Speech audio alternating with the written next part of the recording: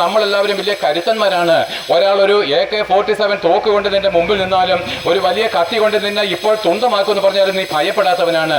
എന്ന് മാത്രമല്ല, നീ മറ്റുള്ളവരെ വെല്ലുവിളിക്കുന്നവരുമാണെങ്കിലും യേശുക്രിസ്തു എന്ന ഒരുവന്, ആയുധം കയ്യിലേക്കാതെ ഒരുവന് നിനക്ക് വേണ്ടി മരിച്ചു എന്ന് കേൾക്കുമ്പോൾ നീ ഭയപ്പെടുന്നത് എന്താണ്? യേശുക്രിസ്തു നിനക്ക് വേണ്ടി മരിച്ചു എന്നുള്ള വചനം കേൾക്കുമ്പോൾ നീ ഭയം കൊണ്ട് വിറയ്ക്കുന്നത് എന്ത്? ആ ഭയമുള്ളത് കൊണ്ടാണ് സുവിശേഷത്തെ നമ്മൾ എതിർക്കുന്നത്. എന്നാൽ പ്രിയപ്പെട്ടവരെ, 2000 വർഷങ്ങൾക്ക് മുമ്പ് ഇവൻ ഭൂമിയുടെ മധ്യഭാഗമായിരിക്കുന്ന യെരുശലേമിലെ ആ ഗോൽഗോഥ മലമുകളിൽ കഷ്ടമേറ്റ് മരിപ്പാനുള്ള ഉത്തരവാദി നീയാണ്, ഞാനാണ്. നമ്മുടെ പാപത്തിന്റെ ശിക്ഷയാണ് അവൻ ഏറ്റത്. ആകിയാൽ പ്രിയപ്പെട്ടവരെ, മനുഷ്യന്റെ ചരിത്രം എന്താണ്, പാപം എന്താണ്, പാപമോചനം എന്താണ്, മരിച്ചതിന് ശേഷം എന്താണ് കേട്ടുകൊള്ളുവിൻ. വേഗത്തിൽ ഞങ്ങൾ പറഞ്ഞ് അവസാനിക്കുമ്പോൾ ഈ ഭൂമിയിൽ മനുഷ്യജാതി ഉണ്ടായിട്ട് 6000 വർഷത്തെ ചരിത്രമേ ഉള്ളൂ. അത് കുരങ്ങ് രൂപാന്തരം ചെയ്തല്ല, അതെന്താണ് സ്വയമായിട്ട് അമീബ രൂപാന്തരം ചെയ്തുണ്ടായി വന്നതുമല്ല.